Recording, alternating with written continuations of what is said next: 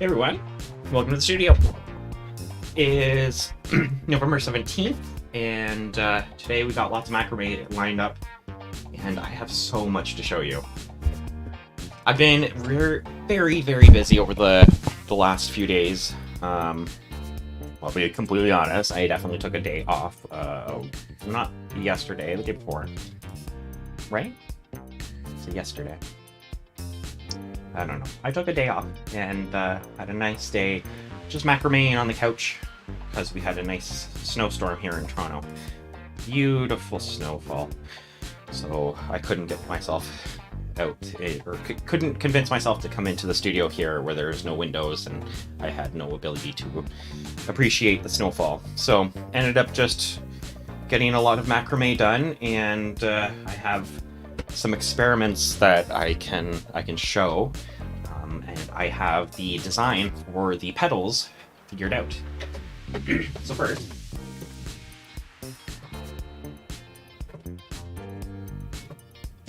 look at this monstrosity. I've got so much going on here.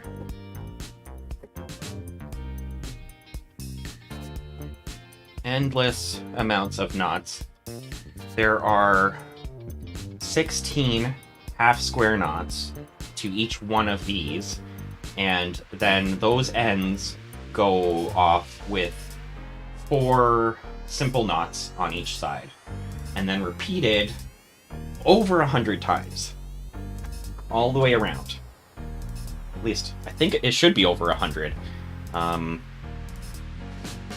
We'll do a count later, but I have additional designs planned out to kind of attach these ends together. We're probably going to do that on the shop drawing here, which I have modified a little bit. So before I get to it, before I start showing off the experiments that I've done, let me show you the current plan of action.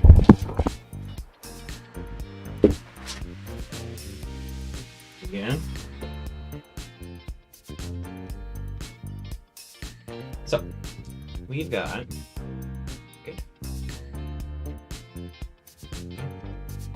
got our helping hands on the side here, taped down, ready for later. We've got this mapped out, these petals mapped out here, right? And I have these Josephine knots that I kind of want to cradle inside each one. So I took that as the sort of starting point for this experiment that I'm going to show you. Starting with this pair of Josephine knots. Now you're probably wondering why Josephine knots. I don't know. I just fell in love with the look of them after. It's all tangled up. 1 second.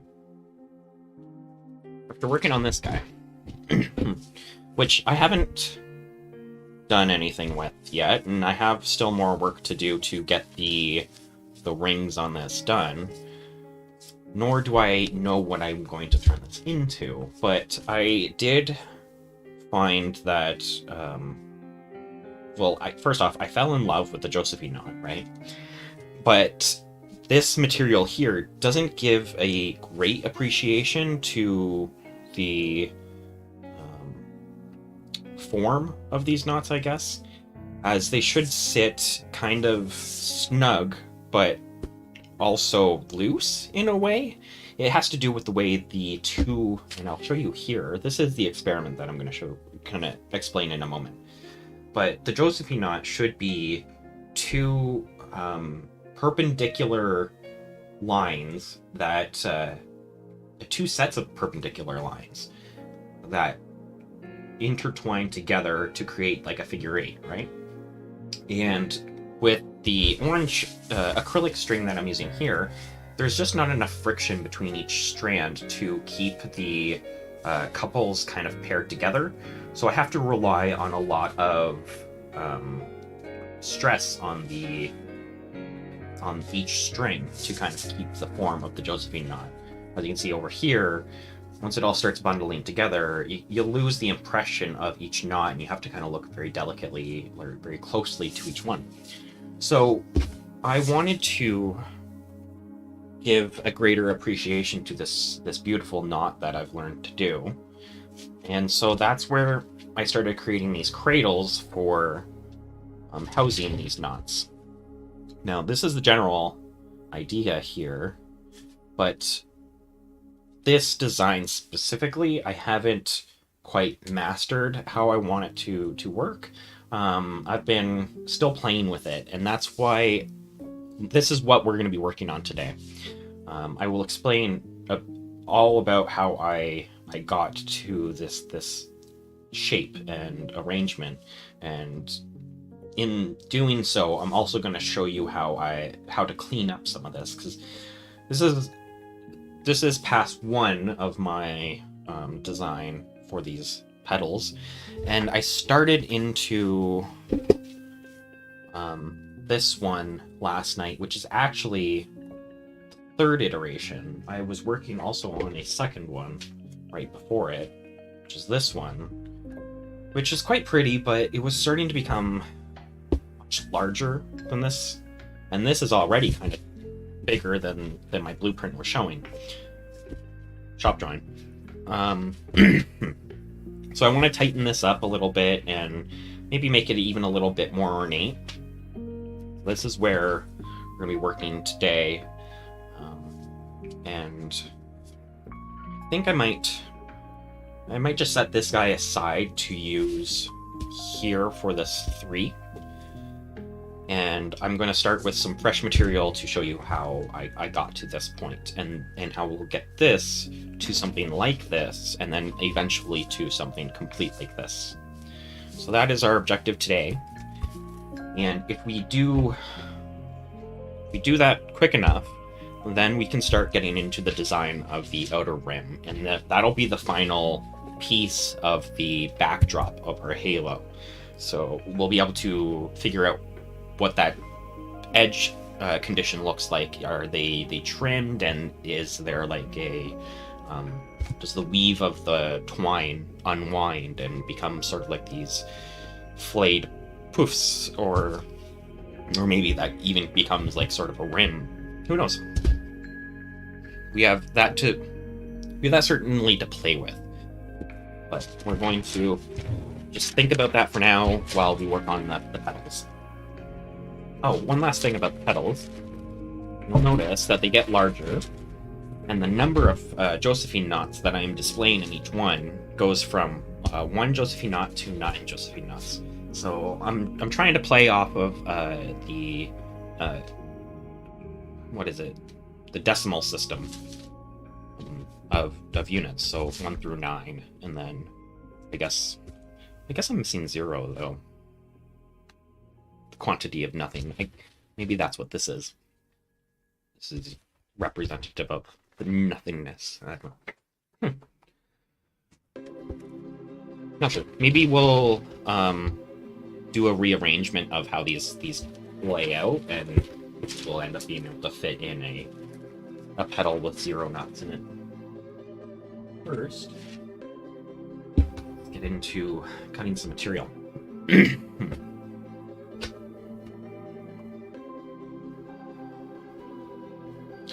So for these, I'm going to stick to a pretty small size, I think. About that big. Can't see the other my hand there, so about 16 inches, I think. Oh, I was a little far off. It's more like that was more like 20. We go 18.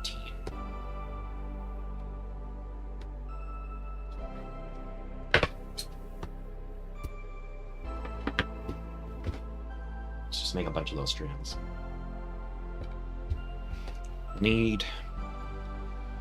So each Josephine knot requires 2 pairs, which are 4 strands, but we can get 2 strands from a lark's head knot. So if we do 2 lark's head knots, we can get the strings necessary for our Josephine knots. And then I'm just going to continue designing this the second, this pair of 2 Josephine knots, as it's kind of more complex than just a simple 1, and it's not as adventurous as the 3. So I think it's a good starting point for us to continue with.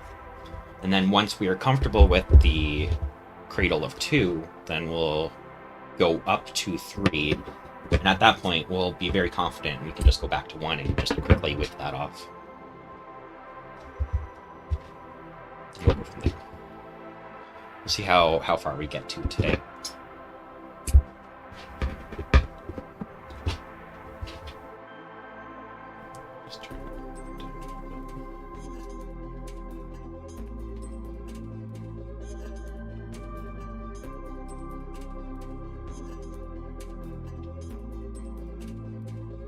Okay, so I'm going to start with 1, and this is going to be our base ring, like the sort of like we've used wire in the past. Well, this time we aren't using wire. We're going to be using string, and that way it's going to be very malleable as we go, and it's going to be a lot harder to work with as well. I'm hoping though, with that little bit of experience, we'll be able to have the confidence to do the tertiary ring with just string. Here we are. Our helping hands. Get rid of the border there. I'm just gonna lock this in place for myself. So this is going to be the top of the pedal. That's what I'm calling these. These are going to be, or cradle, I guess. Let's call them cradles. Let's try to solidify that idea in our head. This is the cradle. Call it Josephine cradles. This is the top one, right? This is going to be the string that runs continuously through it. So what I am going to build after that, I'm going to refer more to the one I was last working on last night. So this guy. What I was thinking was that these 2 lark's head knots, or yeah, here, and here, they're going to be the edges or one of the leads to my Josephine knot. This one will be the other.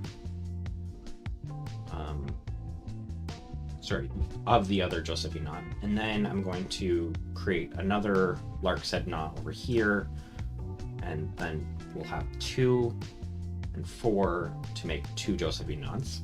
The center knot, though, that's actually another lark's head knot that is going to be used to create this ornate pattern that's going to develop on the rim of our design, the rim of our cradle. Sort of like this. We have a lark's head, and then it kind of loops over to another lark's head that separates the connectors for the Josephine knot.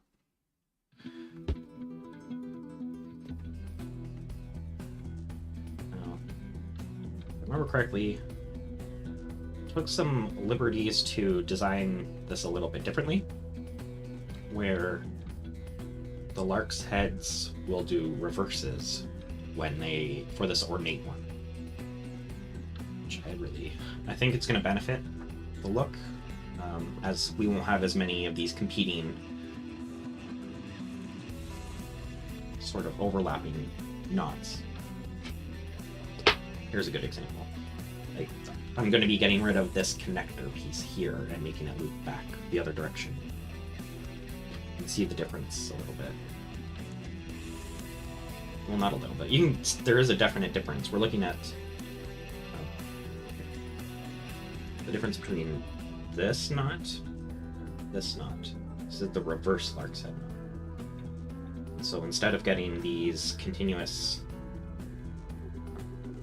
front loops, we're going to be emphasizing those loops with an additional one.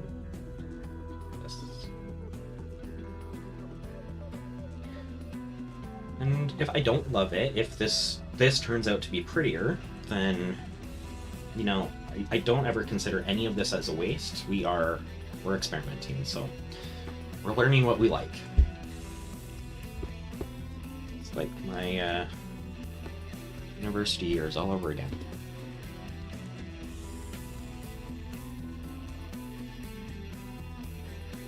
Now, to make that center lark's head knot, I want to use a much longer piece, because that's going to go it's going to be doing this ornate pattern all the way down. So I kind of want to make it like double the length.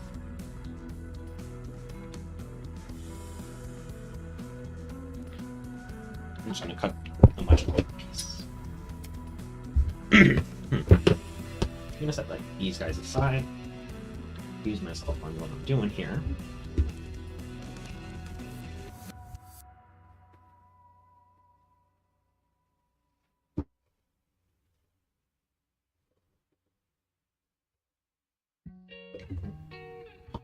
This to be a first one, so we're going under first. Oh no, I had it right. Reverses means go over first. Loop, you go over.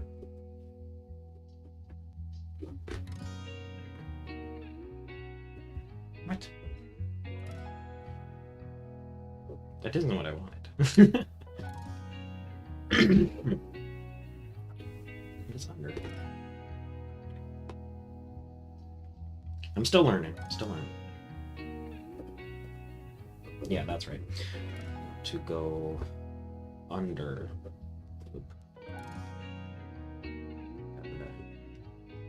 Reverse lark's head knot. We're going to make 4 of these forward lark's heads.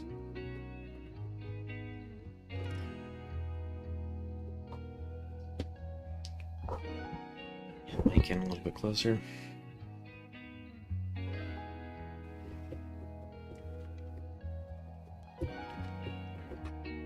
Two.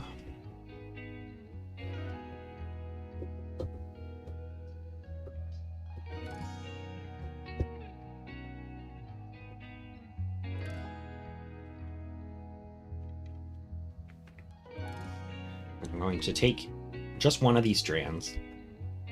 We're going to loop over it, this lark's head here, and then we're going to go in behind, up, and through this hole. So now it looks as though there are these 4 strings, or 4 lines, 1, 2, 3, 4, that are sandwiched inside this loop here. And then I'm hoping to create sort of this radial pattern. To create the reverse lark's head knot, I'm gonna go sorry. I'm gonna go over the string and then back through this new hole you've created. Tighten it up.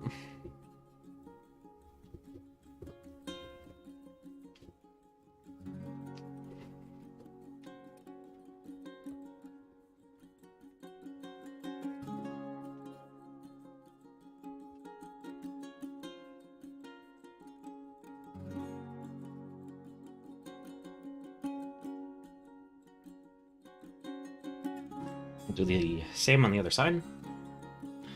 You'll notice we're just about at the same spot that we were, that I ended off last night. Not that I was on a stream last night, I just went by myself. I was watching Netflix and Macramé, or yeah, watching Netflix and Macramé. I don't know if anyone else has seen that Ancient Humans show. I think it's what it's called, Ancient Humans show. Some crazy scientist guy. He doesn't even refer to himself as a scientist. Goes to all these ancient ancient architecture sites of civilizations of the past, and it's trying to prove that humans were civilized through and before the Ice Age. His ultimate thesis is that the messages from all kinds of nations that developed in and around the end of the Ice Age all have a common fear of this snake from the sky. They fear the idea of this snake presence. And it's perhaps that there's these... I don't even know if I truly believe any of this. I don't know. But that the survivors from the sky snake, which he obviously isn't saying that there was some sort of godly snake that fell from the sky, but a comet that had hit Earth and caused a lot of damage, obviously apocalyptic damage, which created a melting period, flooded the Earth. You get a lot of cultures that have a common Earth flooding thing, story, myth, legend, even the Bible. And so he's saying that these stories come from the survivors of those ancient civilizations that were around during those glacial impact, a comet, or potentially off the comet's trail. It's interesting theories, and certainly he explains it better than I, but it doesn't align with current theories. But of course, science is here to adopt new theories and understand the world in multiplicitable ways. Multiplicital? I don't know. Is that a word? We have to be open to adapting our ideas. What is our history? Heck, even T-Rexes were thought to be featherless, but now they're kind of saying T-Rexes, raptors, basically most dinosaurs of that period had feathers, that's cool. They're big chickens. I don't know where I'm going with any of this. Just thinking aloud. What do I want to do here? To make another one of these. It's gotta go behind. It's behind through here.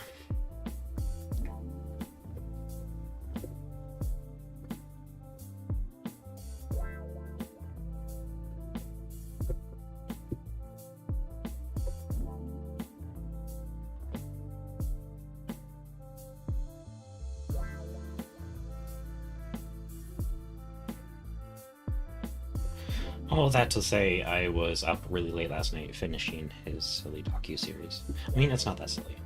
It was very entertaining. If anything, I learned a lot about human history from the sites that he visited. His thesis is fascinating, for sure. It's worth analysis, if anything.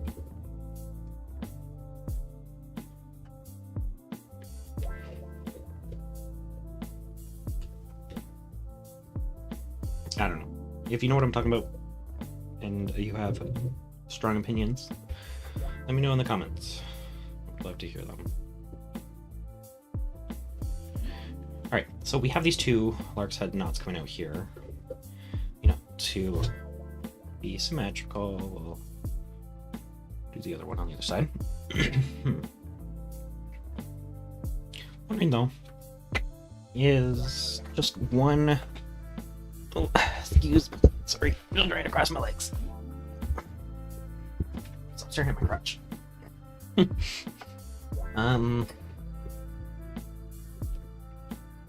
Get these guys, right? And there's one opening or one reverse lark's head nuts between each one. So if I end up doing the Josephine knot here, it's gonna be really tight. It's gonna be really small. So I want to add another lark's head in between. And then this could go like this. Ooh.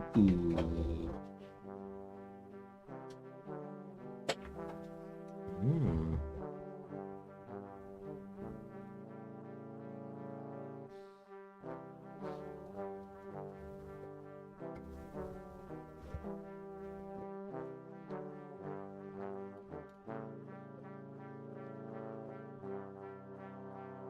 Okay, I kind of like that.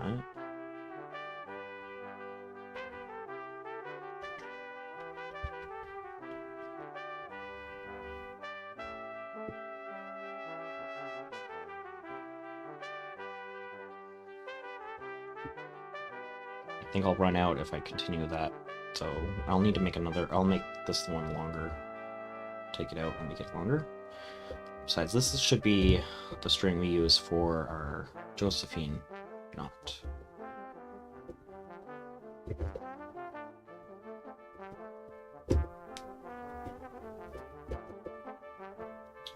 Probably blocking what you're seeing here.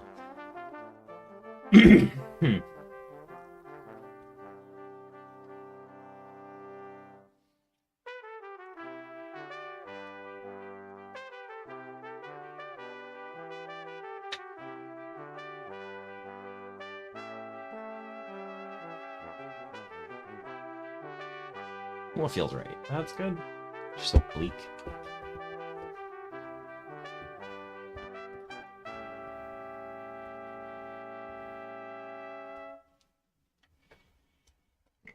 I don't know what's right, but what feels right here. Is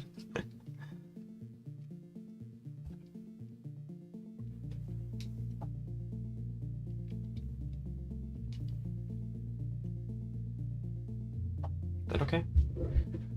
I feel like that's okay. Yeah. Okay, so we'll put in.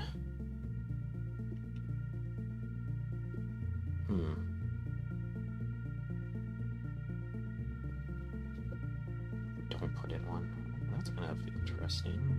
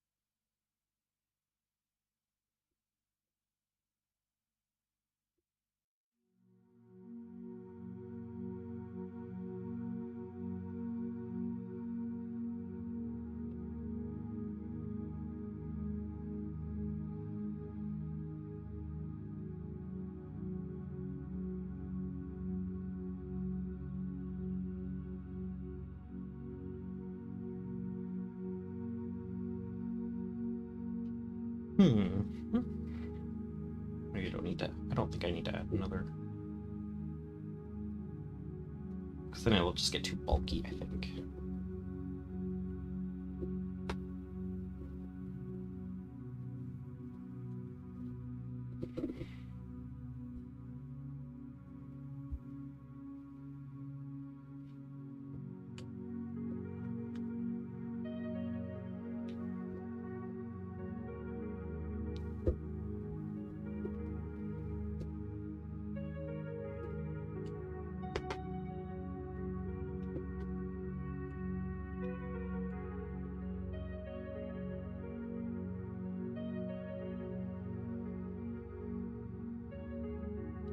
like that. This little loop there.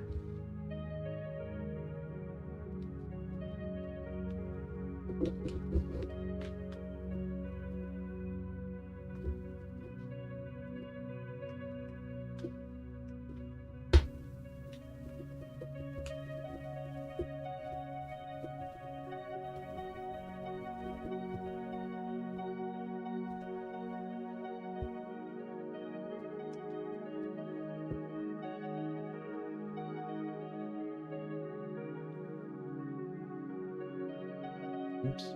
Nope. Don't want to go that direction. Nope, I want to make a loop here to go in from behind to go reverse lark's head.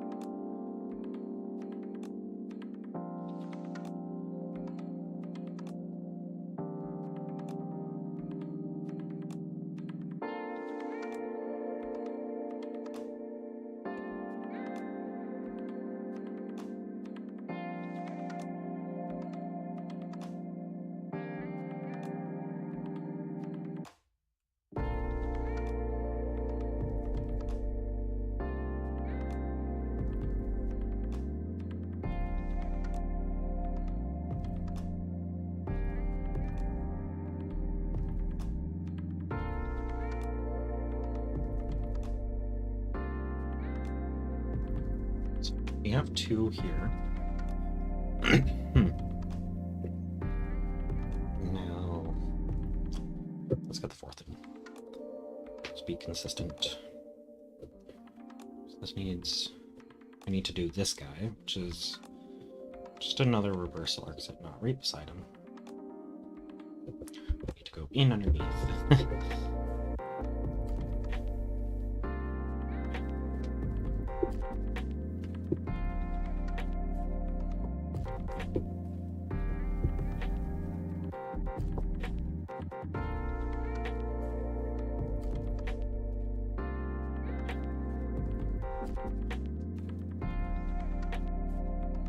Need a little slack in this line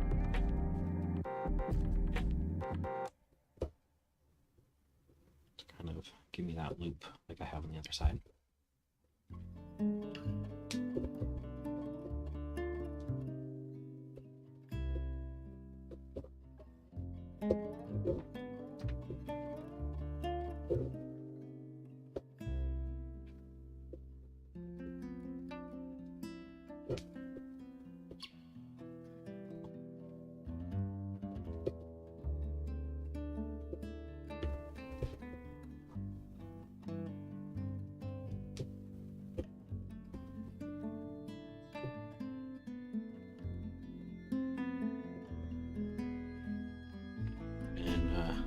Last lark's head knot.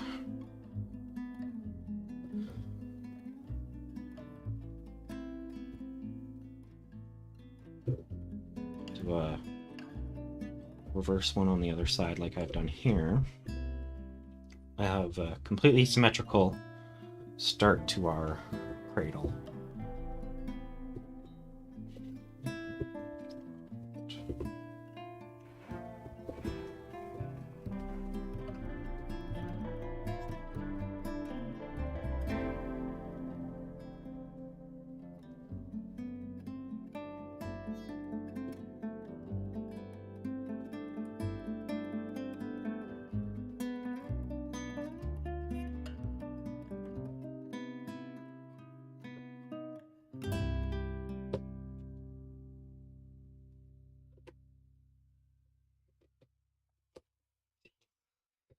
a hard, sticky jute there.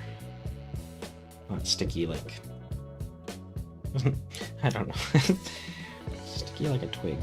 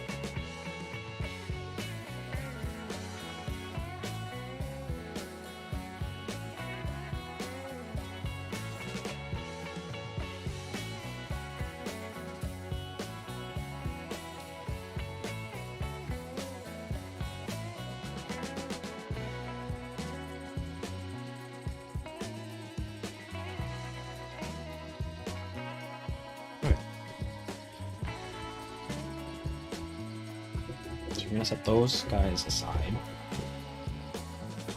So we might as well actually touch them in here. Just get them out of the way. And then we're gonna just work with these guys. I'm gonna make a Josephine knot here and here. Start with these guys. So this loops around. You want to learn to make a Josephine knot. I don't think I'm on the channel to do it. I'm sure there's better tutorials out there, but I can do my best to kind of explain what I'm doing here.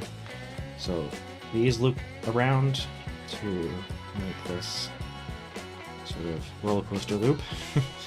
This guy lays over top. I'll be looping over top of him soon. And two strands go behind here, over the leads, and go behind to go in underneath this loop here. Right.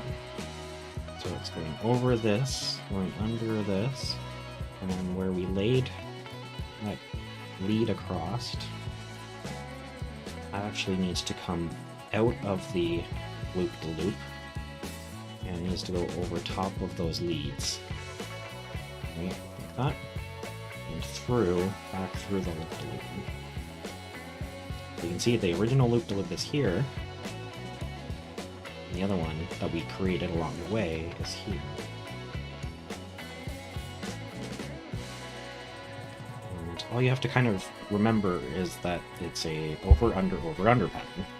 It's like most of the things in Macramé. So it goes over the loop here, under the strands here, over the strands here, under, over, under, over, and under. The same on the other side. To draw it up to the top, we pull this strand, pinching these two together, kind of hold them together. You can kind of manipulate them up and down this. And the same on the other side. So we can hold these two together and manipulate this strand here. We'll just bring it up, not quite touching there. And then to tighten, I just hold my index finger against the loops on each side and maybe use my thumb to guide them. And straighten it out ever so often and give it a little tug. And eventually you can get it down to a nice, slight, a little more tight knot, but you can kind of leave it to wherever you feel happiest. So the great thing about the Josephine knot, as long as you're not having extremely tight leads, it will sit very comfortably, proud as its own kind of little design. Because of its over-under pattern, it's kind of self-supporting. I'm gonna repeat that over here. Actually, something I'm thinking I wanted to do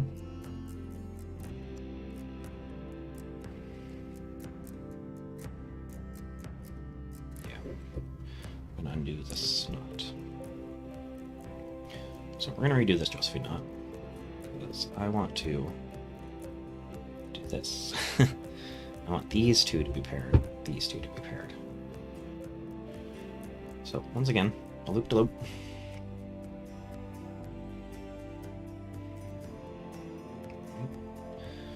And those get laid over top. Find the end of the loop over the beginning and behind the bottom of the loop over the start of the laid or the other strands, and back through the loop at the other end. Our nice little Josephine knot. Let's tighten it up.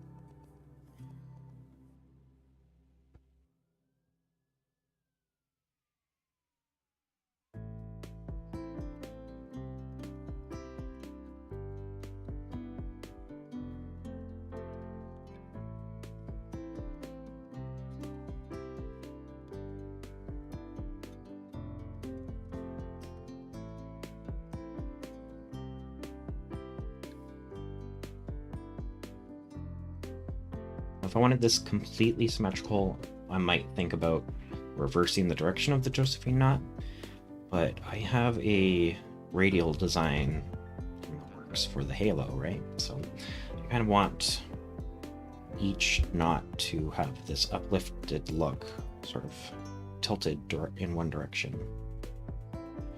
And through my experiments, I've noticed that that does occur as I kind of overlap them a little bit here. I'll show you in a moment.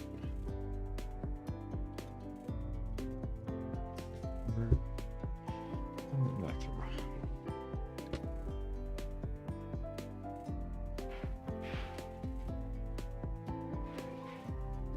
If ever your lines got twisted, and I'll do it on purpose here just to kind of like give an example on how you can fix it.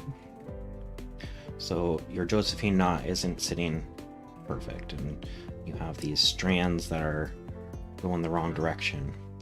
You can manipulate each overlap individually as long as you secure with your thumb and index, and you can sort of start rotating them by pulling out your loose strands here on the other end. Kind of, you can take your strands and you can give them a little twist. Can provide that sort of memory to the strands, bring it all the way up to where you need to bring that back to normal. Just again, kind of back.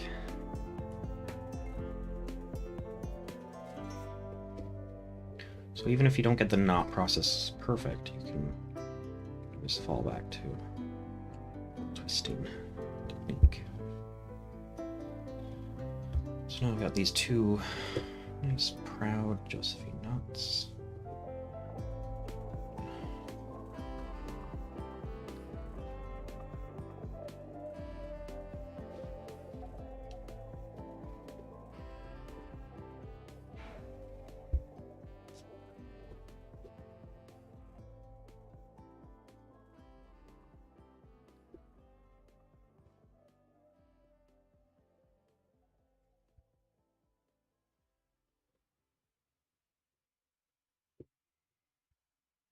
Just going to draw these guys up to the corner, the edges here a little bit.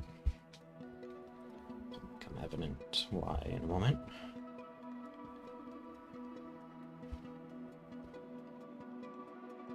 I'm planning to kind of have these, take this off for a second. So these, I'm going to come down, I'm going to form the cradle.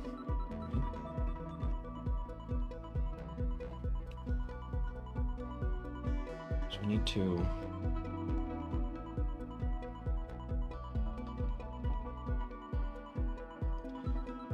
to figure out how many middle pieces these guys do I need to put in. Maybe like 2. There.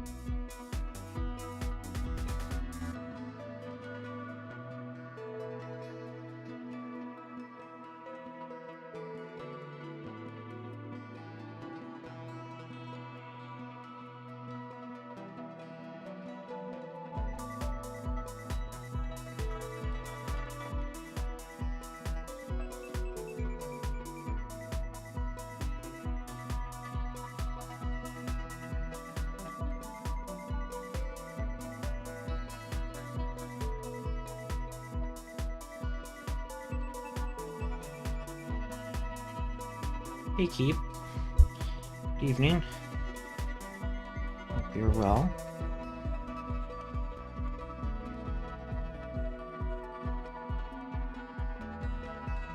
I have to go under. I have to do a couple reverse notes here.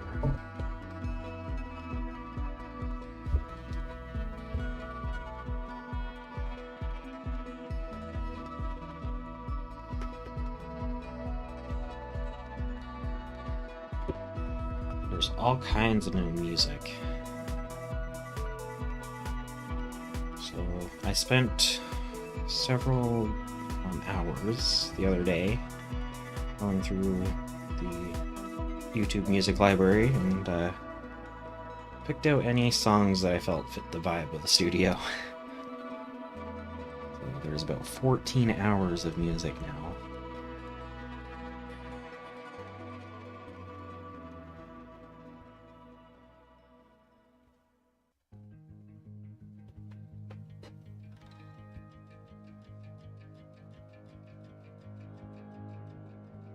But of course, there's still the old ones. It is added to the music.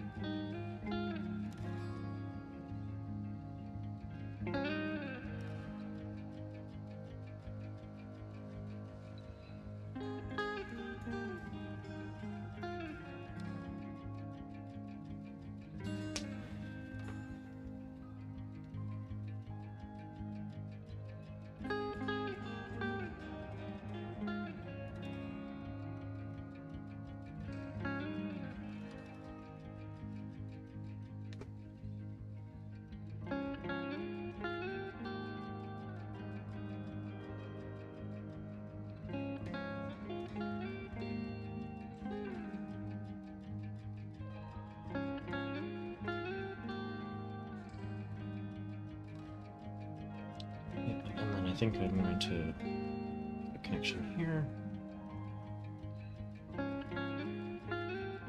This is going to be kind of a different connection because this is going to have extra strands coming off of it, which we're going to use to actually connect the cradle back to the main frame.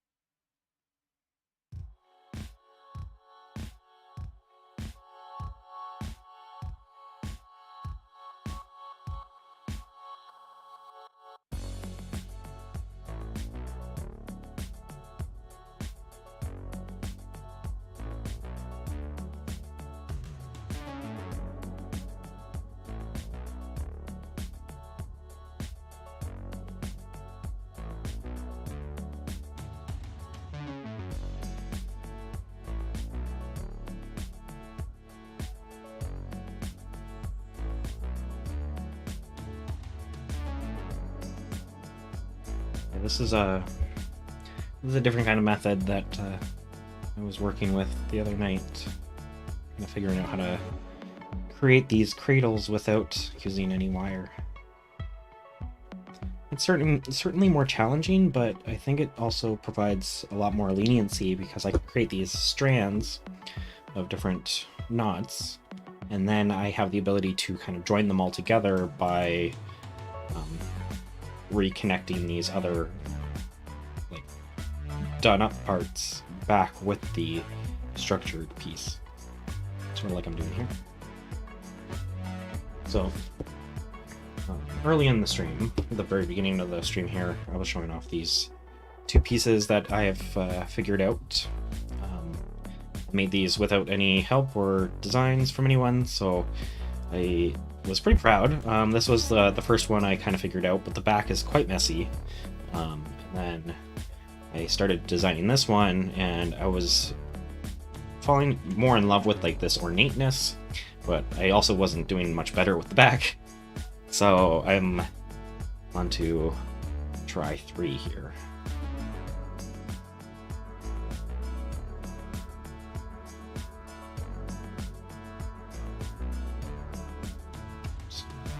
Keep doing this one wrong. It's just moving behind first.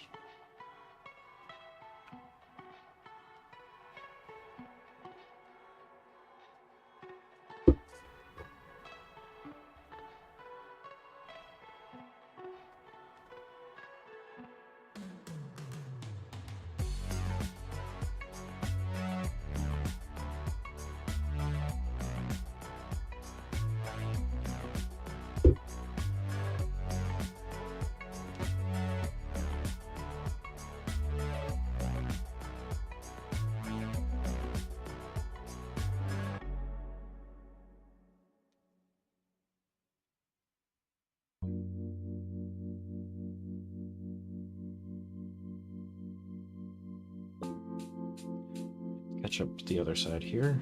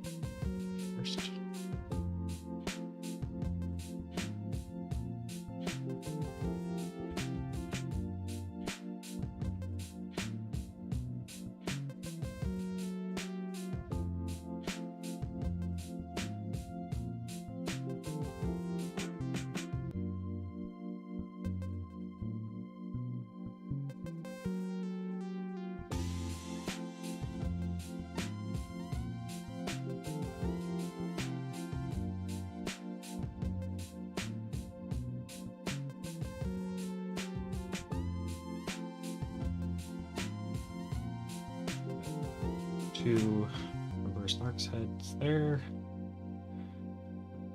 Connect back to Josephine nuts. Wondering if I should have done something more intricate here.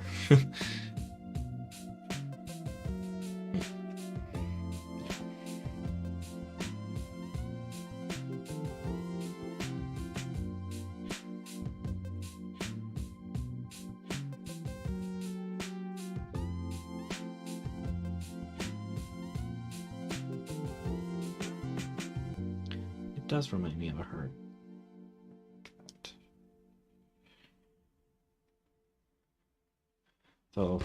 So I was keeping that in mind when I had this one here, was when I was first tightening it, it was kind of creating this heart shape.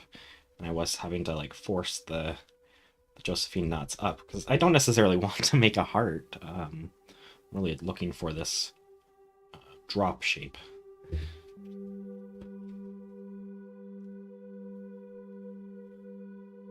But it's something to keep in mind that I could make a heart if I wanted to. It's not like it would be a challenge.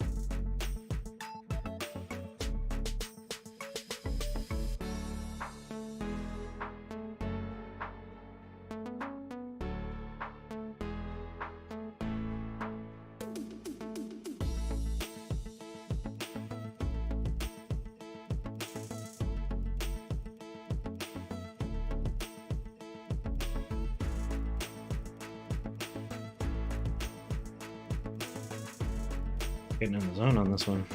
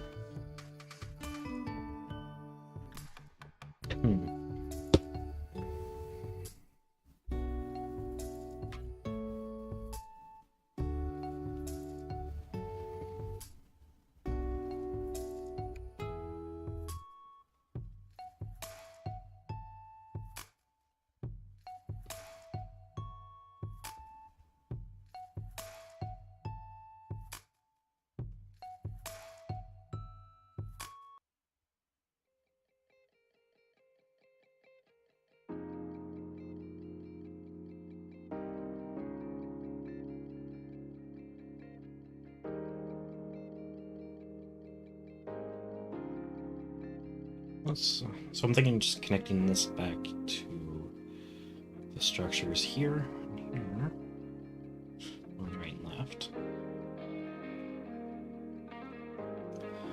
That. And then these are the structure lines here.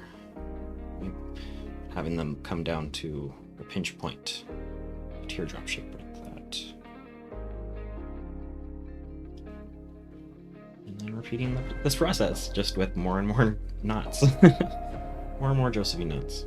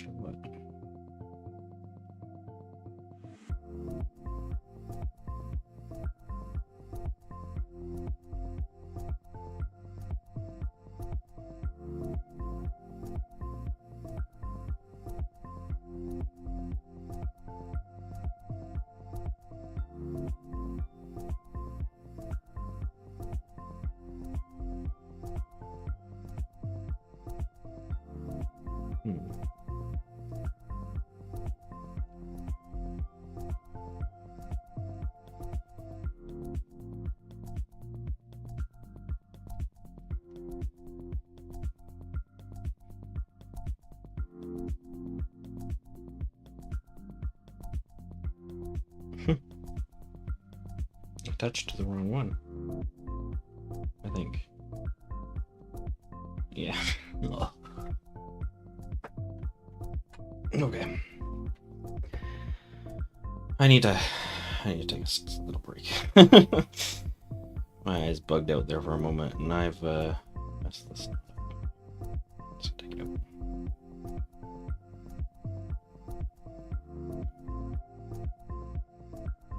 Let's need to come out.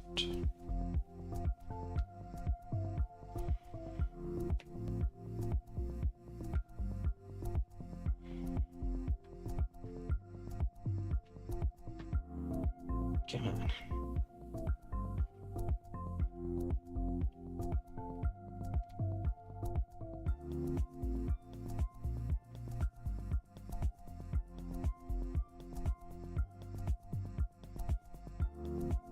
To explain, I have a core strand, which is like the structure piece, and I have a detail strand, which is making all these like frilly in-between bits. I ended up reversing them on accident and attached this guy, the end of my Josephine knot, to my detail piece instead of attaching it to my core piece. So they started getting very confused.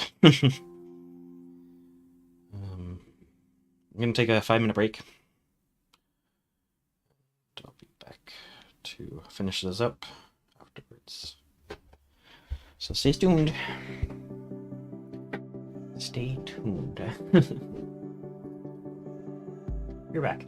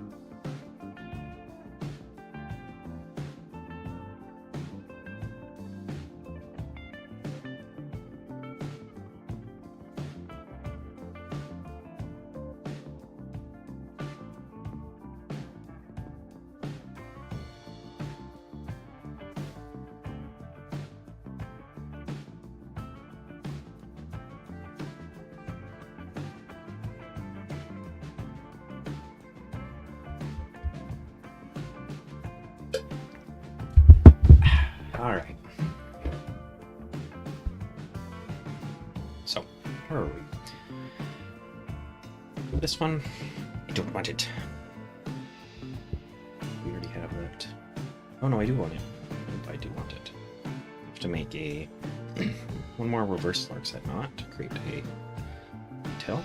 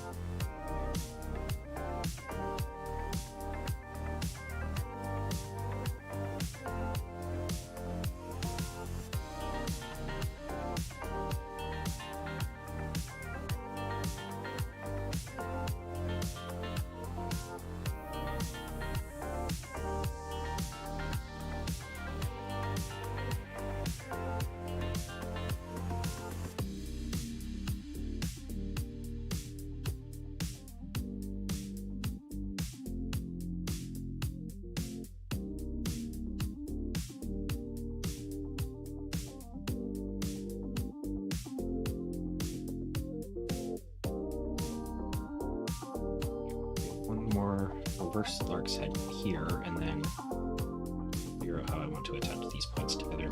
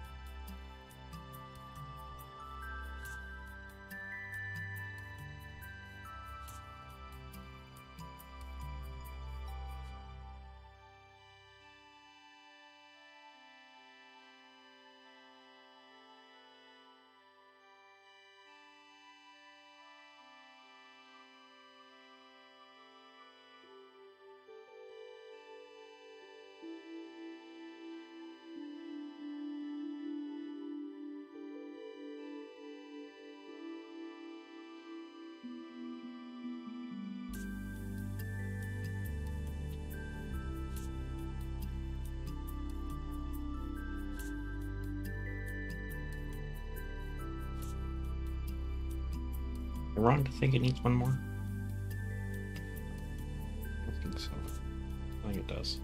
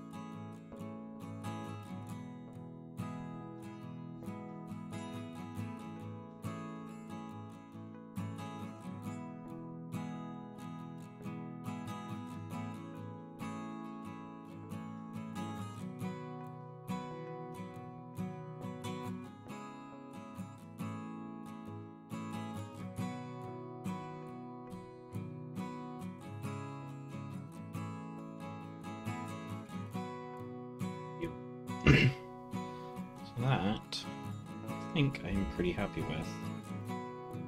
There are these. I don't know yet. I don't want to commit to anything further than this until we've kind of got more of them all together and I can affix it in one uniform step onto the frame. Because who knows? We might be attaching these in the most intricate, obscure ways with all these different bindings. I'm actually liking these connectors here as sort of like beads. Kind of nice. So this is 2. I need to do 3, 4, up to 9. So I'm going to do as many as I can tonight, in front of the camera at least. And then this weekend and at the start of next week, I am completely away. I have my laptop with me and I'll be working on video editing. But we won't have another live stream until probably Wednesday. And who knows, maybe I'll even have all these cradles done can move on to the next step for the halo. But we'll see. It's going to be a busy weekend for me, for sure. Now, just keep going. So I'm going to use the one that I had started yesterday. So it's the same start as we just had. I was pretty happy with it.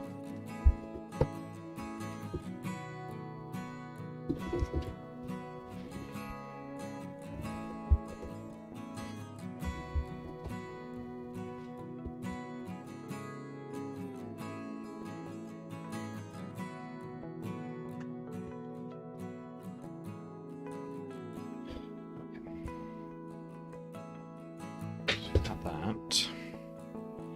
Now this one is going to be a 3, and to do it, I'm going to. Oh, let's have a look. Yes.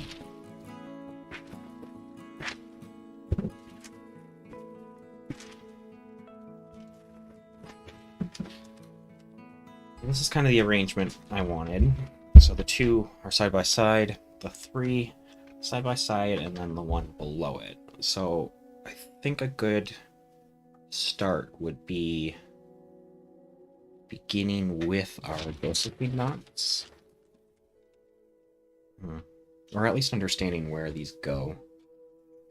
I already have an idea.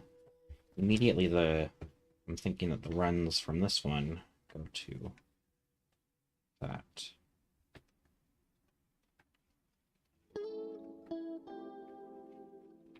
Whether these still crisscross, I don't know. Maybe that's what that happens. The crisscrosses here. Yeah, I think that's what's gonna happen. That'll be better. Maybe it won't. Maybe it won't though. Those are weird angles for that to turn into. Either way, those gotta have to come down.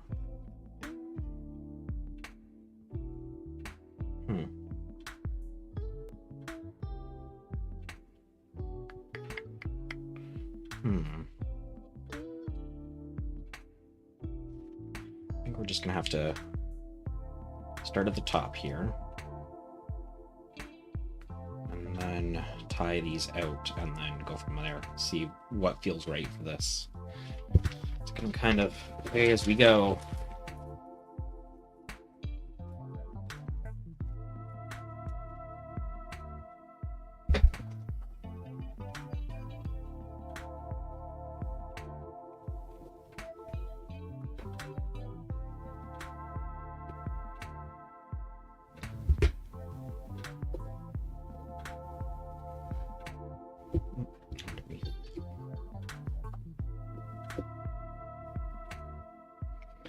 I think as we really understand our pattern here a bit more, it's going to be a much quicker process.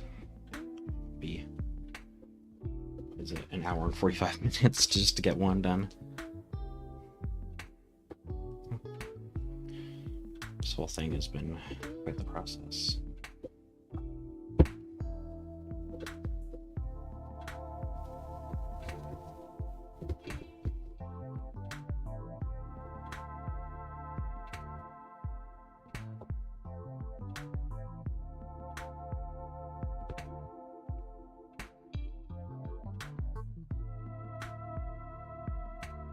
Need more strands.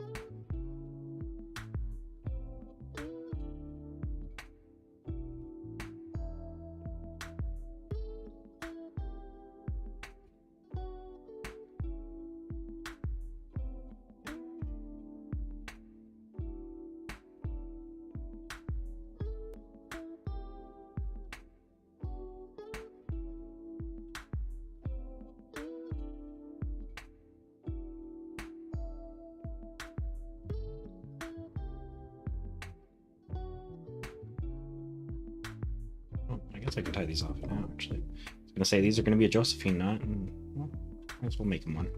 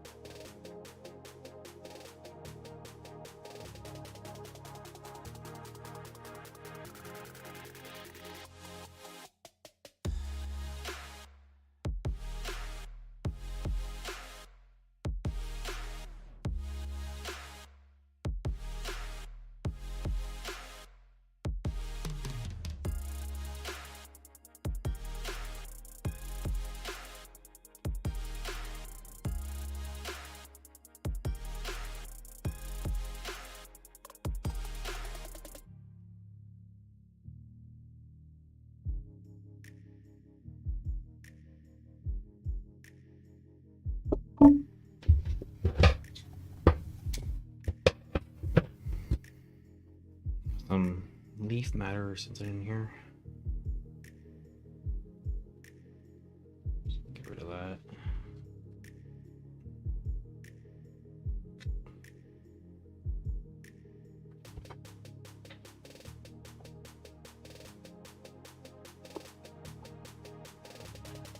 I don't mind the occasional like little bits of black inside the twine, because that's really going to be emphasizing the dark areas in the painting. But bits like that are just a little too much.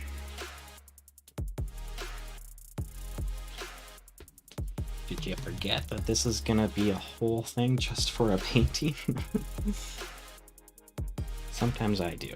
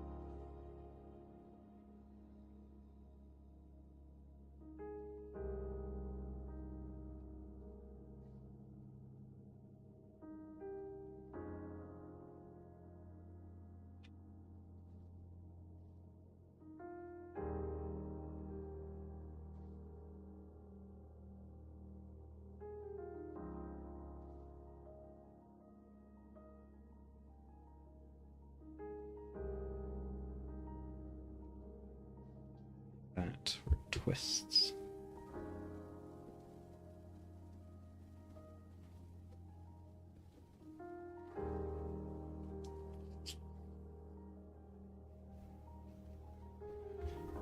Then where does it get its other strands from?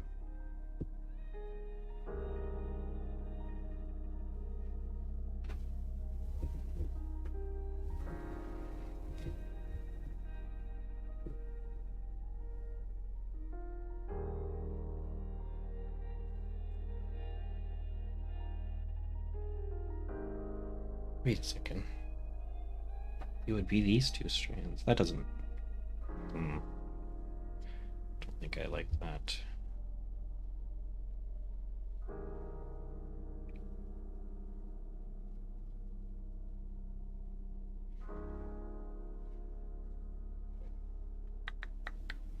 How do I do 3? How do I do 3? Here.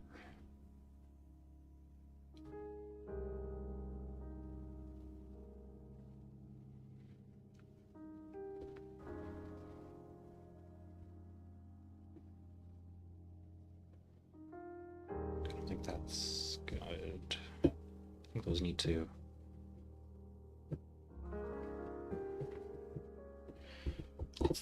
Let's think about this. I think these ends need to be what attaches to these bottom parts.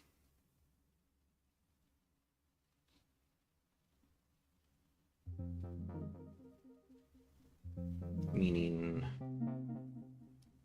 these would be the two ends there coming together in a funky, very funky way.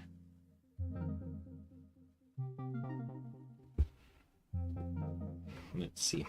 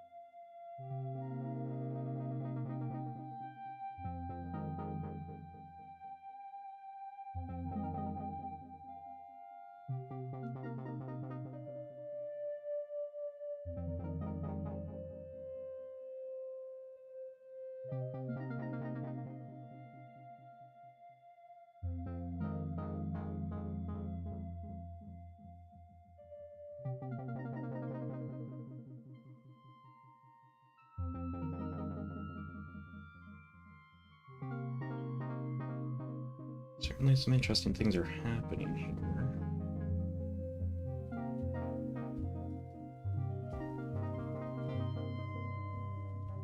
Good, interesting, I don't know. Just interesting.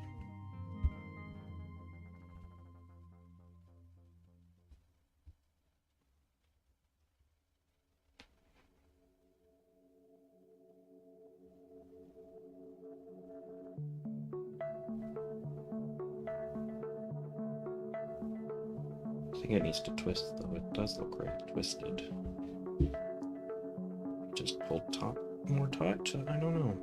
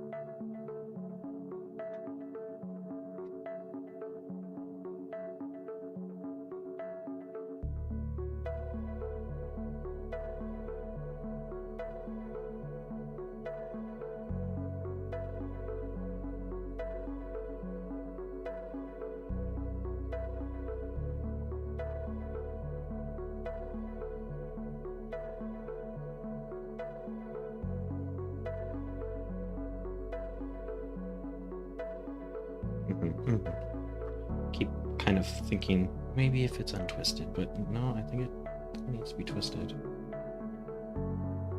And then these go off and reattach to the end. Yes, I like that. Okay. Can live with this. say that like it's a compromise. No, I really like this.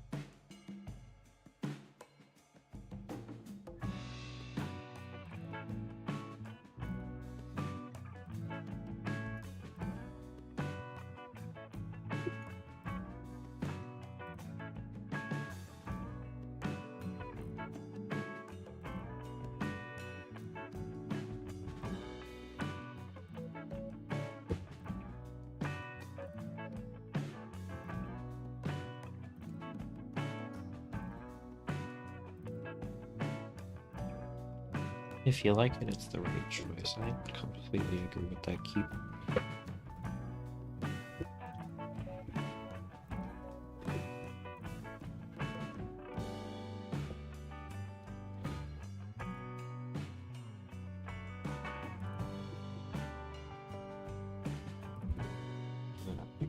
The other side here now.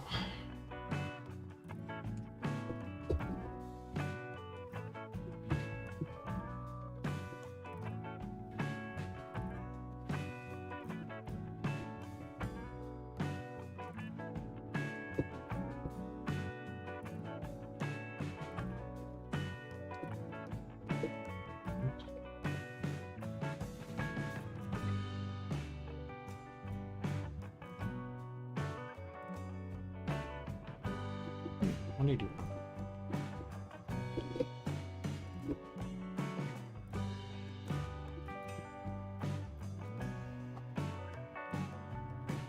Oops.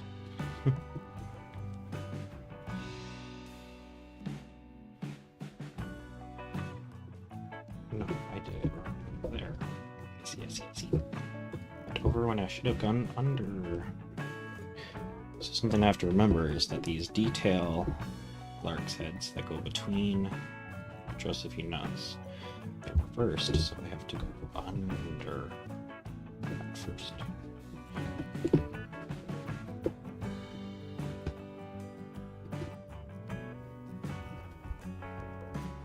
Then you go over.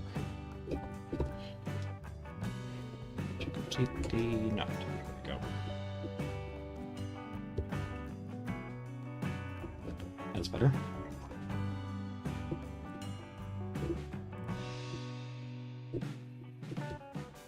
Now to create the two little detail loops. Under first. Under first.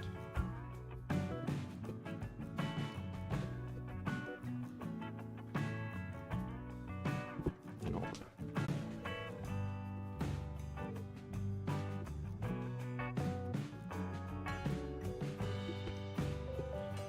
First.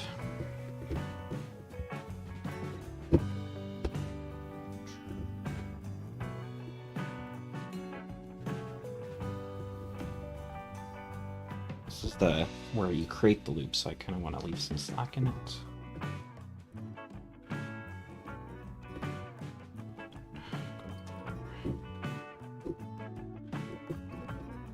This one I want nice and tight.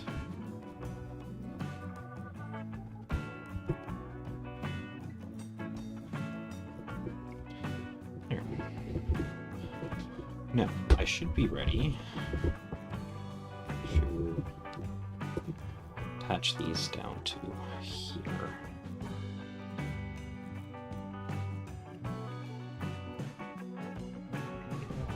I like that. So we're going to go over first. Remember this, the detail lines, we're going to get rid of it. We go over our cores. And how I'm doing these attachments is I'm taking the strand that's closest to the bottom of my cradle, and I'm gonna keep that one as sort of the knot location. And I'm taking the other one, the other strand, furthest from the bottom of the cradle, and we're going to use it to create our lark's head knot. But of course, to close it off, we're going to tie these guys together. Just a simple knot.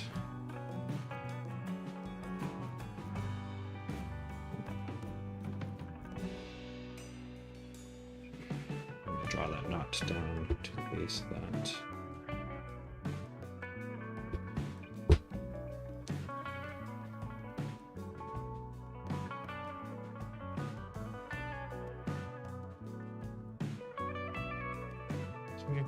Probably get a little bit tighter.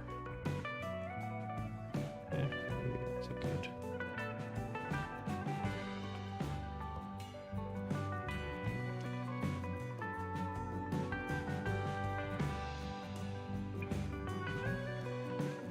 Now we have like a bead like we have on the other one, which I'm really happy with. These are also used to, or going to be used to be the attachments for getting it back to the main frame.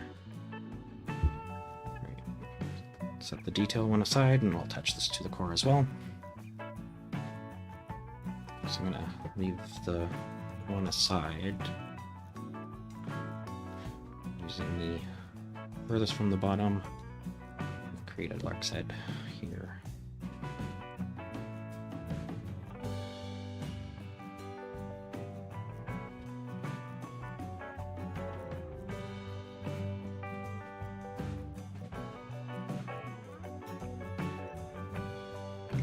These guys together.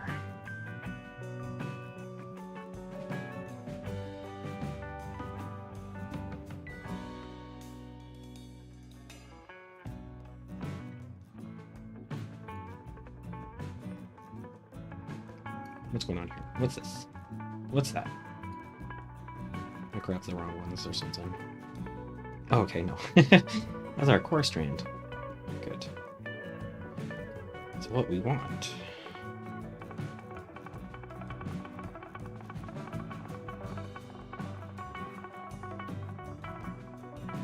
Great.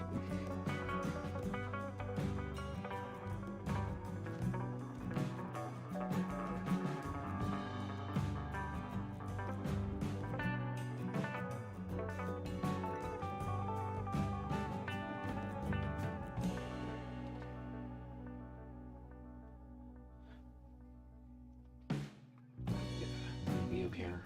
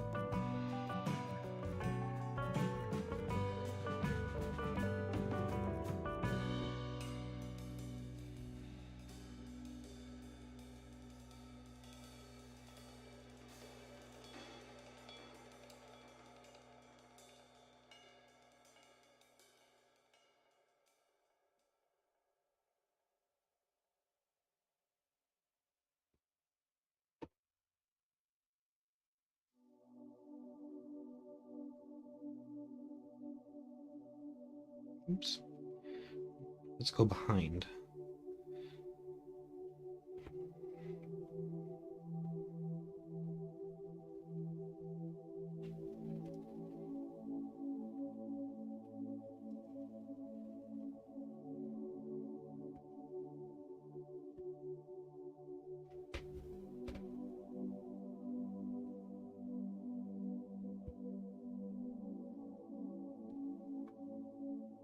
lot of strands going on here.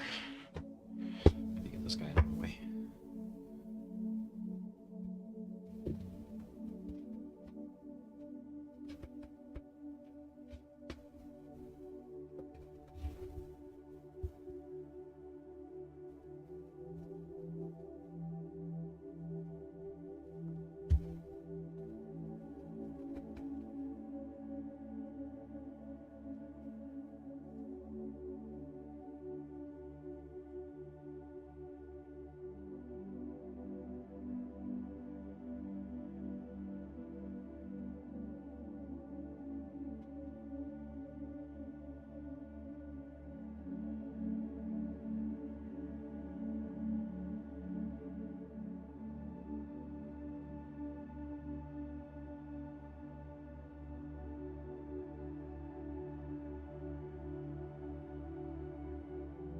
We'll do one or... yeah, we'll just do one ornate piece and then a little fix, and then 2 ornate pieces, and then we'll be at the same spot with our number 2.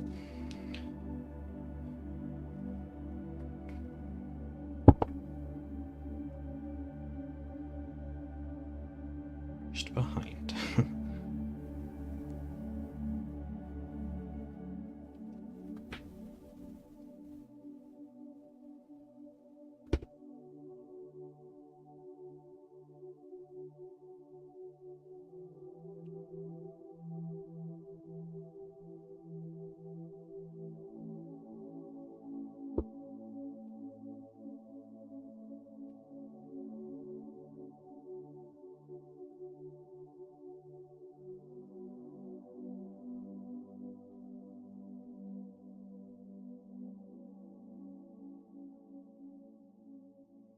Sorry, keep pulling myself out of frame.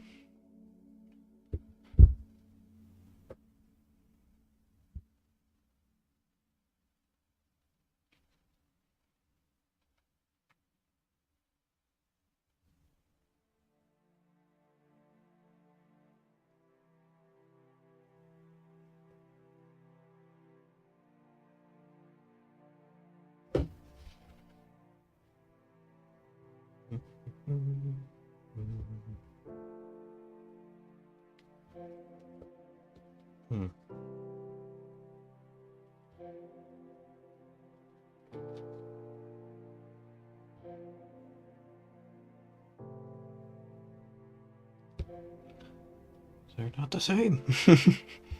I know.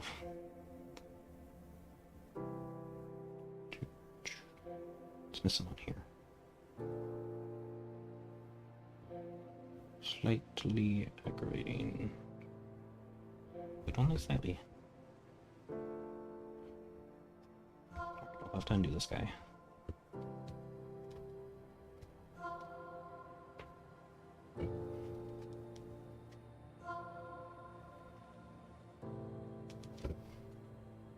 Ideally, I want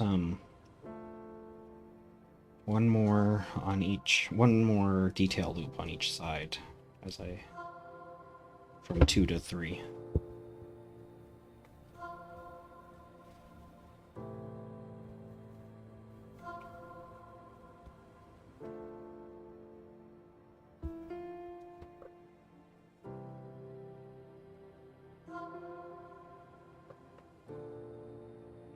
This guy needs to slide down a little bit, and I need to add a detail dark side right here.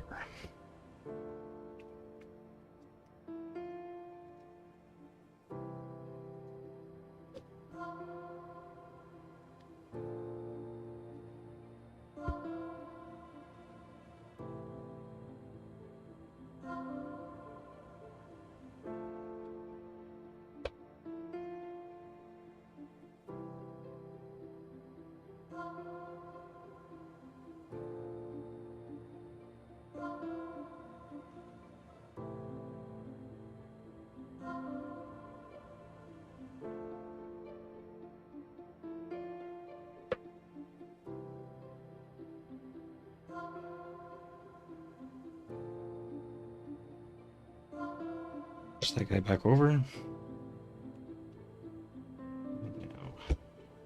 all symmetrical again. Get this guy finished up.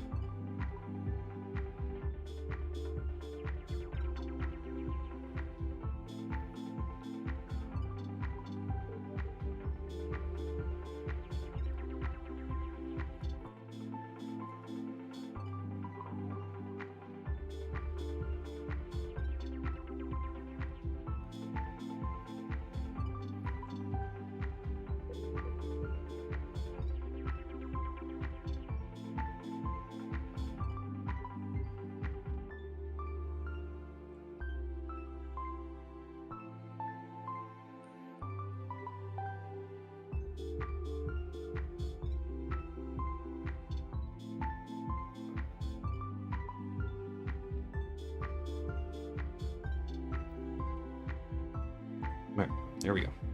So that guy should be symmetrical now. Yes. At least more so.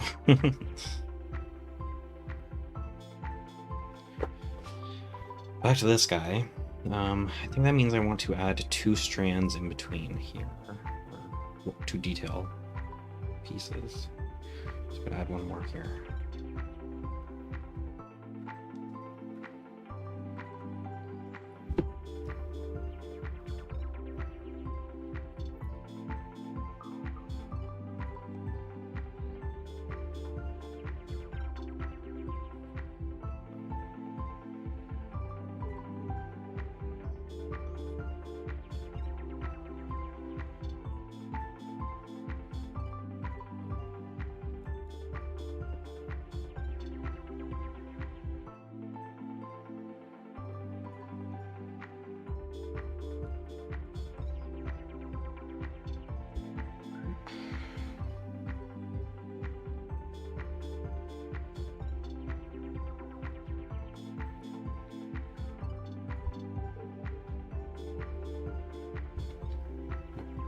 So we've got 2 loops between. Spread out a bit more. 2 detail loops between these 2 cradle connections. And then 2 more. And a cradle connection.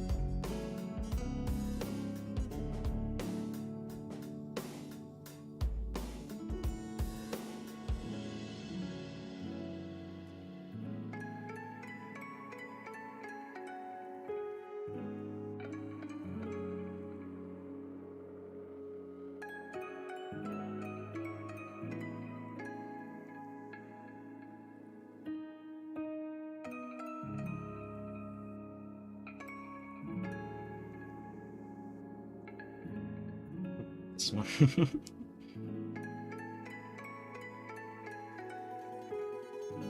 I just need to work it out a little bit.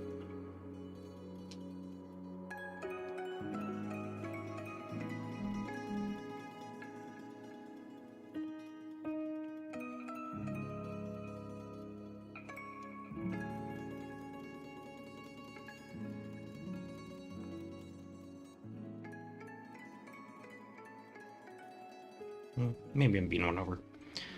It's finished up.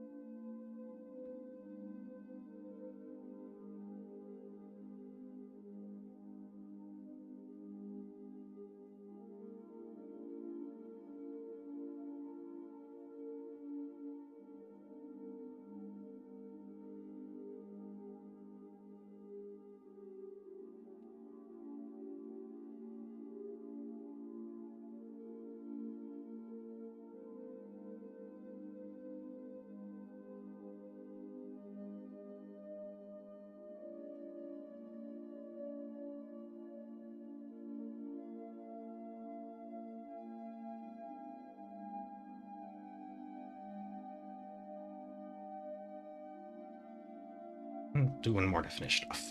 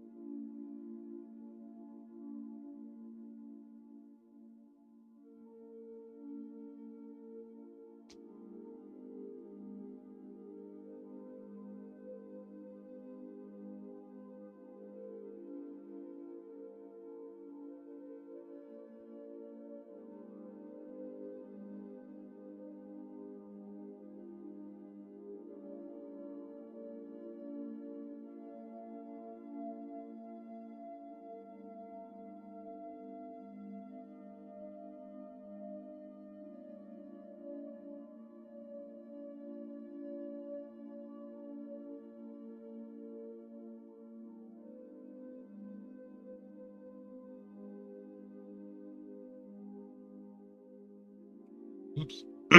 Did that one wrong. Should have went over to finish the knot.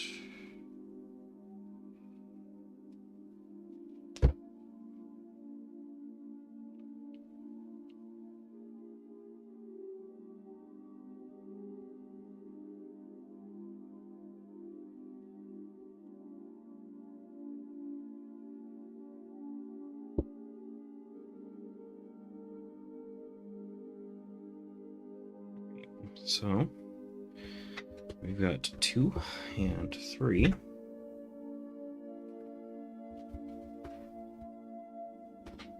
Pretty happy with that. These 2 will come together. These will come together.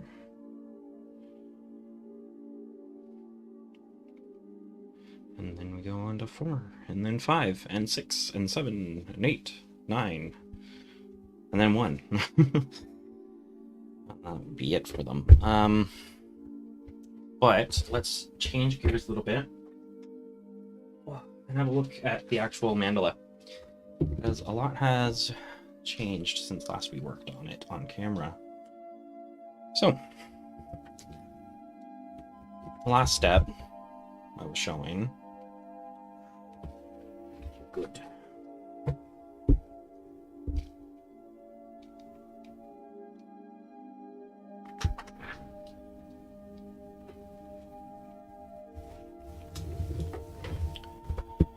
I was starting these twists here, right? To have that connection between the secondary and tertiary rings, which we haven't designed because I am thinking I don't want to use wire to craft that one. So now I have all of the ends twisted up and with additional simple knots, 4 simple knots on the ends in 2 different directions, all the way around the secondary ring, and excluding the digital portion, which we aren't quite designed yet. I'm thinking once we have that structure of the third, then it's going to be very evident on how I want to arrange this digital piece. I'm wondering, did I come up too high, maybe? Or did I twist too many? Perhaps. Yeah.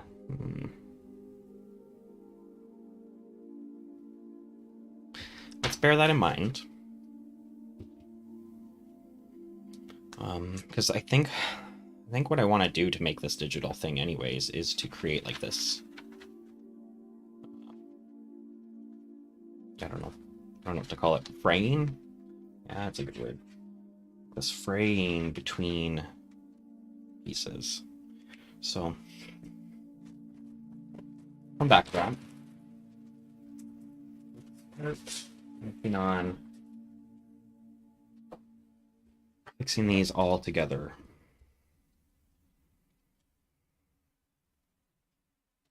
So this guy is actually missing a couple of the simple knots on the end. I'm just going to finish it up.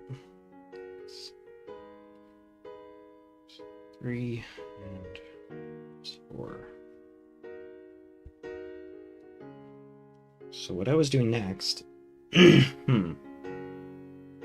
or I haven't decided what I'm going to do next, but what I thought about was just continuing using these lines, but the problem with that is that most of them kind of just terminate. Like this one, it's very short.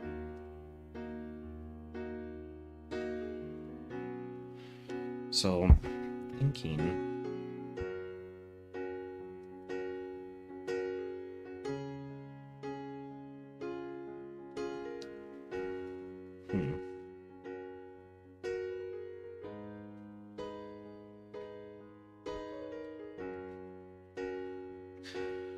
Just thinking to myself now.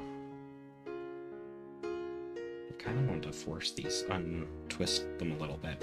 So right now they're showing like 3 twisted lines. I'm wondering if I can just get that down to 2. Untwisting it a bit.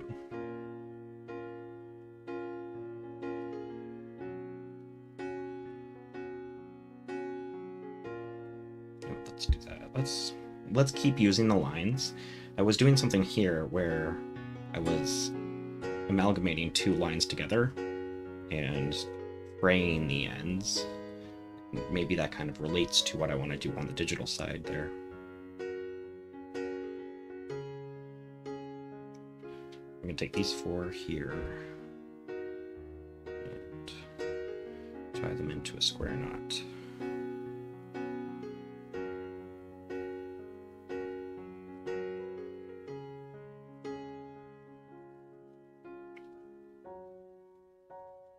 Or do I want to do this?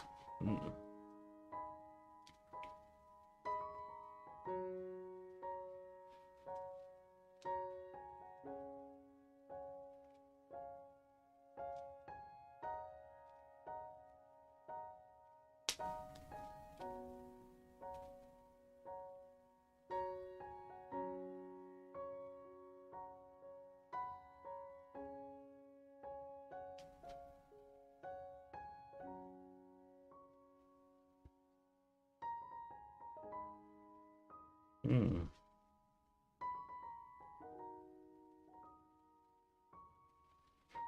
Kind of like that. And then maybe these all fray out differently or something. I don't know. I can always add more detail if I want it by intertwining new Blarkhead knots. So I just kind of terminate these.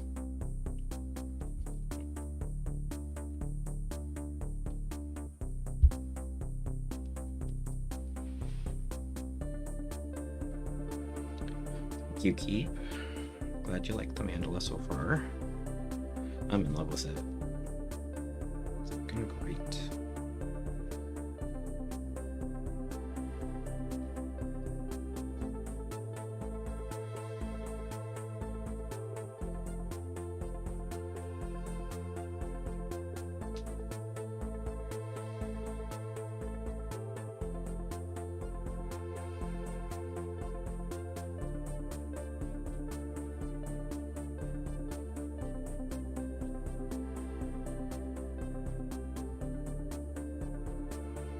Uh-oh, I didn't oh no, I did. Yeah, it just has to go to the other side.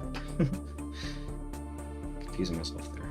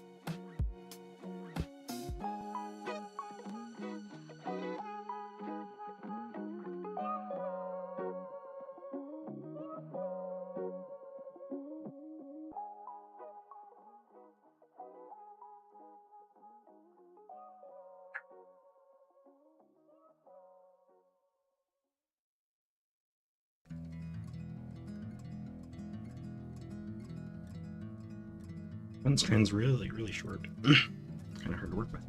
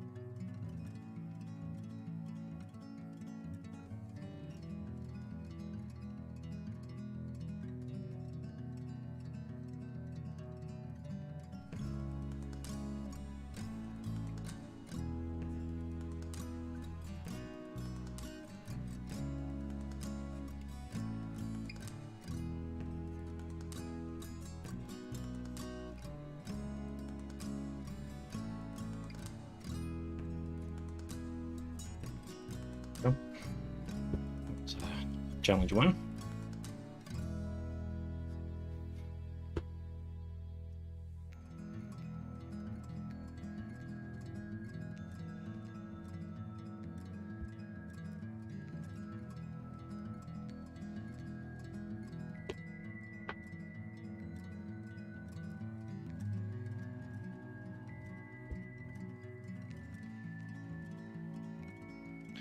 Now what I do after this, I don't know yet. Maybe if I can guarantee that there's 2 long strands in each one, then I can always take 1, 2. We can do a little detail like that. We'll try for that. We'll shoot for that. I think that'll look quite nice. For now, we'll keep with this large knot. I quite like this. Sort of like a bead, similar to what we have on the cradles.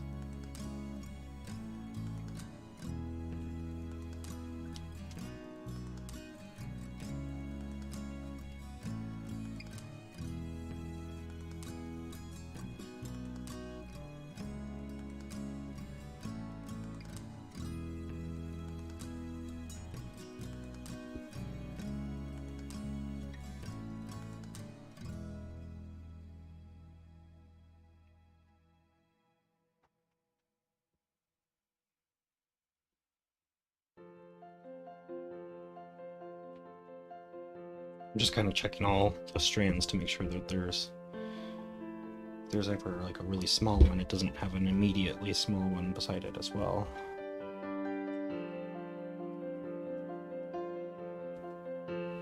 So that means I can do some experimenting already if I wanted to. I think I'm in the clear. So what I would want to do after this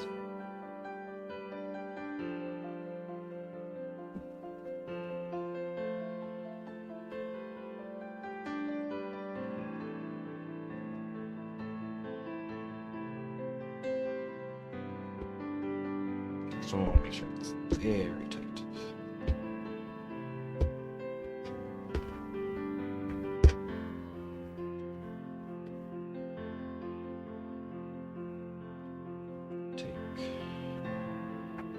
One is the longest. I'm gonna do 2 is the longest, so this one's just obscurely long. Take these 2 out, though I think they're gonna turn into little puffs. Just slip those in here.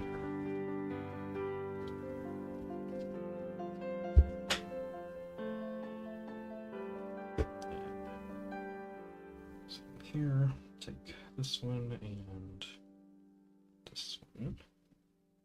The other 2 kind of send away.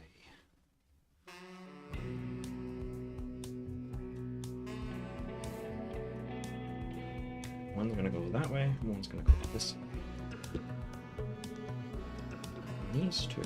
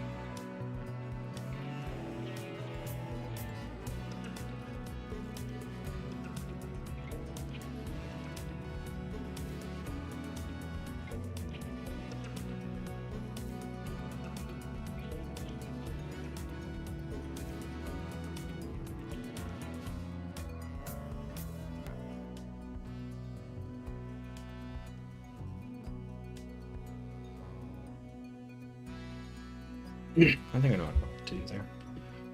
Let's just keep going around.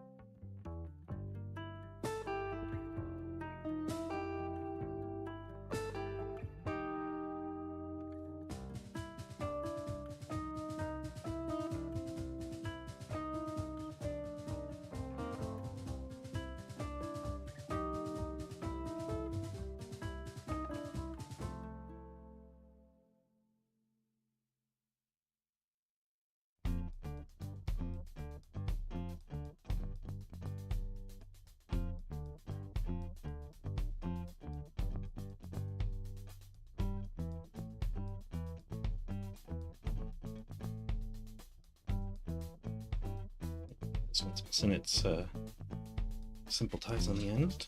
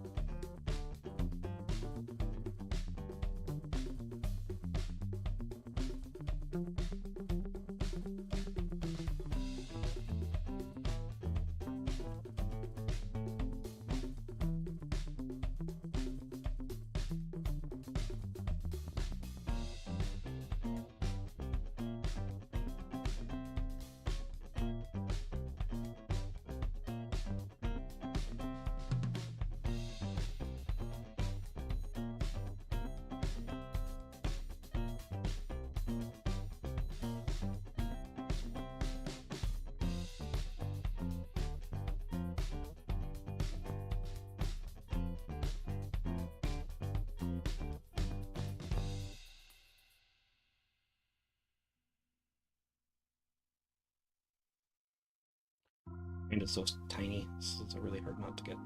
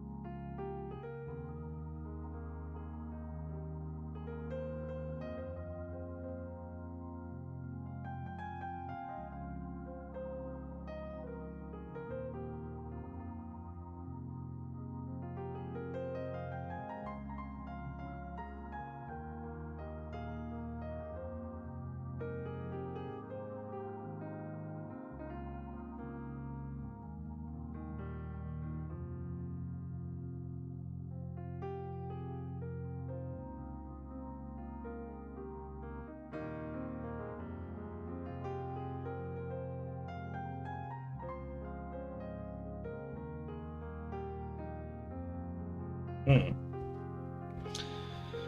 have to do a tie off on this guy.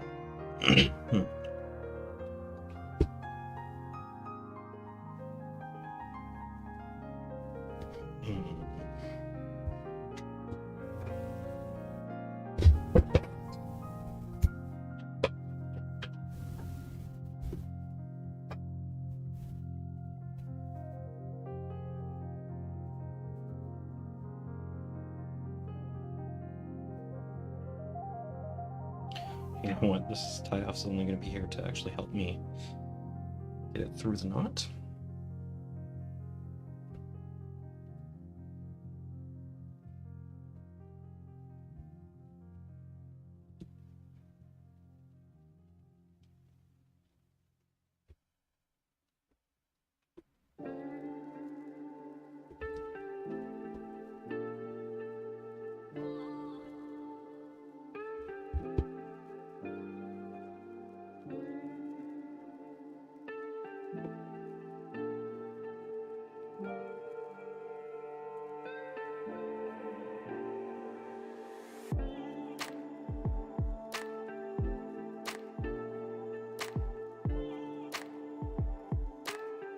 Just put that over the knot that we created earlier.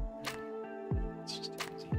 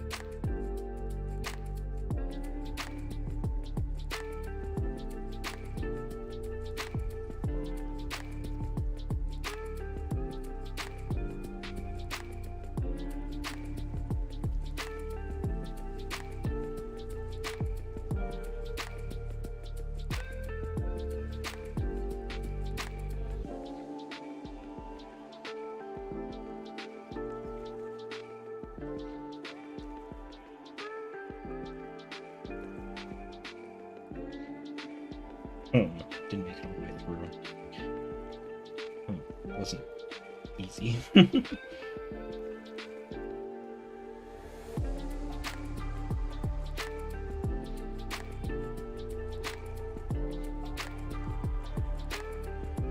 did it, and now we just have this other extra line tying into it.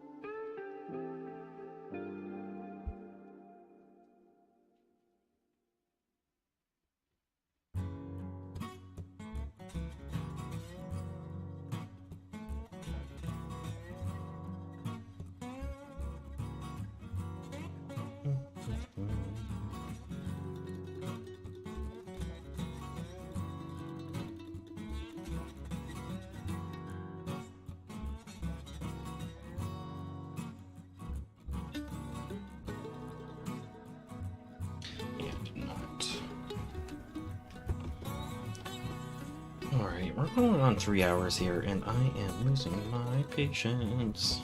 You know what? Let me take this out the way. So this is what we're going to be doing. Ugh. Let me close out. It's getting late. I'm hungry. Ain't eaten dinner yet. Thanks for joining me today in the studio. You know what? We have lots to be proud of today. Let's go over it. We've got our Josephine knot cradles worked out and designed. And we've got 2 of 8 done. Although we have to go back the other way on the design still. Let's look. We have to make this one, which is a normal one. What if they're empty? What if these ones are empty?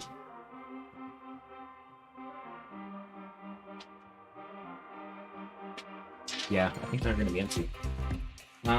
So we have 7 more of those cradles to make, and then we will be fixing them all to the Mandala. And then also, while I'm away this weekend, I'm going to be getting the remainder of this all tied together. I think we're going to do something real fancy. Some kind of netting or something like that. I don't know. We'll see. But lots of work to do on this still, and lots to do for those cradles. So I'm going to be busy over the weekend, even though I'm going to be traveling. And then I'm returning hopefully Wednesday. I will push for Tuesday, but it's probably going to be Wednesday. Hopefully not Thursday. We'll see. Don't sue me. Alright, I'm going to call it. Thank you again for joining me. I hope to see you again in a future project, future studio build. We gotta get back to the walking mausoleum as soon as we can. Gotta put that back up onto the burner. Right now it's on the back. So until then, I hope you have a wonderful night and a wonderful weekend. We'll talk soon.